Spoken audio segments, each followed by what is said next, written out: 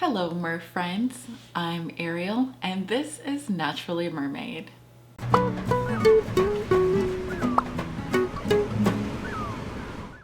It's the end of the year, and one of the best parts about the end of the year, beginning of a new year, is just all of the possibilities that a new year can bring. Now we know 2020 was a shit show for many people. Going into a new year, we kind of just want to have high hopes, high expectations, start off on good vibes. And one of the great ways of starting off a new year on the right foot is by making a vision board. I'm the type of person who loves planning and just thinking about all of the good things that could come into my life and just kind of like visualizing that. And so I really enjoy making vision boards. So I wanted to share with you guys how I made my vision board.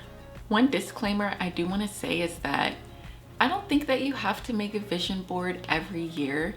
Actually, this year, I'm not making a new vision board. I'm showing you the vision board I made last year because there's still some things on it that haven't quite come to fruition yet. And so I would just be making a new vision board with some of the same things. So I'm gonna keep the same one that I have and just gonna walk you guys through how I made it. There are a couple of different ways that you can make vision boards. You can cut pictures out of magazines and paste it on like a poster board or something. And I have made that type of vision board. But if you don't have magazines, then you can't really make that type of vision board.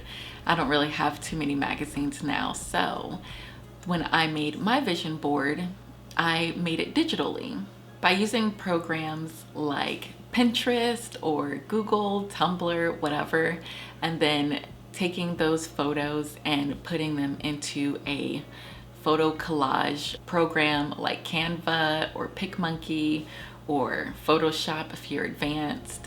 Then you can make a really cool vision board. When I was making my vision board, I created a board on Pinterest titled Vision Board, and I went through, I would type in a keyword or something that I was looking for. For example, when I was making this vision board, of course it was before the pandemic, so I had big plans of traveling. So I want to go to Paris and London, so I would just type in Paris, find a photo that spoke to me, and then I would save it to my board on Pinterest. I'm also hoping to buy a house, so I would look for inspo on the type of houses or decor that I like. Again, save it to my board and move on to the next thing. Before I started working on my vision board, I made a list of all of the things that I want to accomplish within the next 1 to 3 years. So that way when I start looking for pictures, I don't get sidetracked and kind of forget what I'm looking for and then just go off on a Pinterest tangent, which is very easy to do.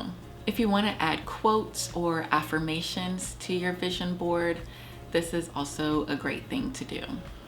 Once you have all the pictures that you want to use on your vision board, go back to your Pinterest board and then start saving all of those photos.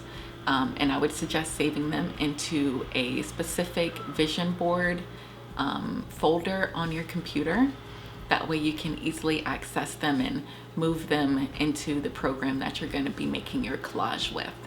I'm going to be using Canva to make my collage. So I'm going to take all of the photos that are in my vision board folder and drop them into Canva. And once they've all been uploaded, now it's time to get creative and start placing your photos. For mine, it's kind of organized in a way. So I have one section for my house, how I want my house to look and all of my house inspo. I have all of my travel inspo.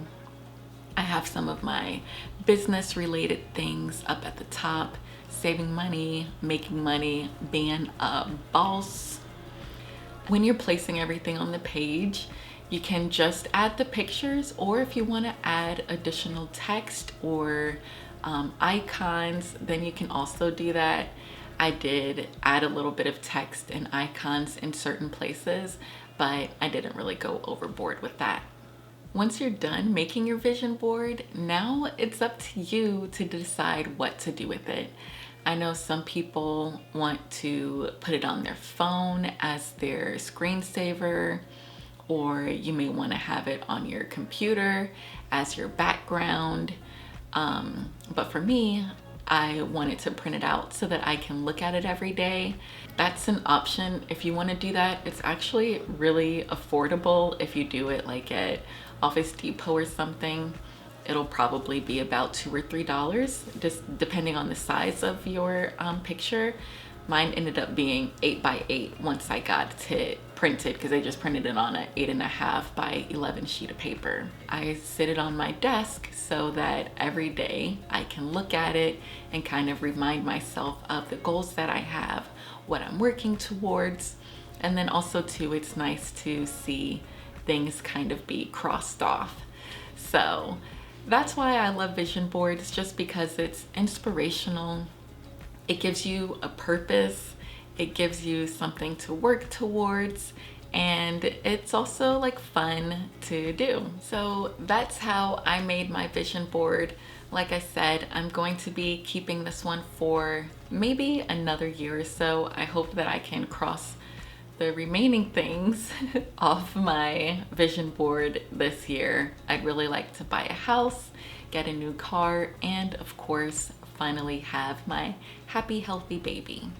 Let me know down in the comments if you're making a vision board, and if so, how do you plan on making it, and how do you plan on using it? Are you gonna put it on your phone? You're gonna print it out and have it somewhere where you can always look at it?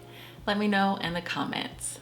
Thank you so much for watching this video. Be sure to give it a thumbs up if you liked it, and also subscribe if you like this type of content and if you like me. So thank you so much for watching. I'll see you in the next one. Ciao!